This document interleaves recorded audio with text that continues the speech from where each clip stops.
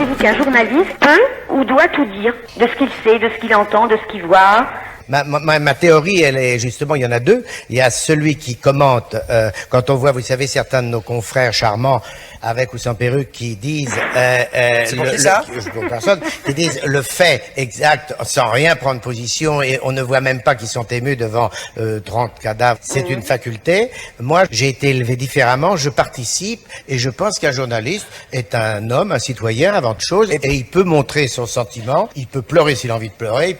Non, je n'ai jamais subi de censure. Ce serait malhonnête de le dire, même à l'époque où il y avait des ministres de l'information, où ça s'appelait comme ça, où c'était dur, je ne nommerai personne, mais où c'était difficile.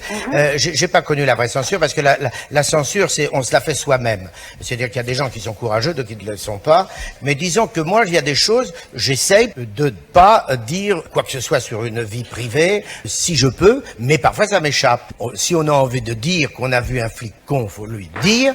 Et si on est choqué par une déclaration d'un pape rentrant d'Afrique et disant qu'il ne faut pas mettre de préservatif, je le dis parce que ça me choque. Voilà. Et je pense que j'ai raison.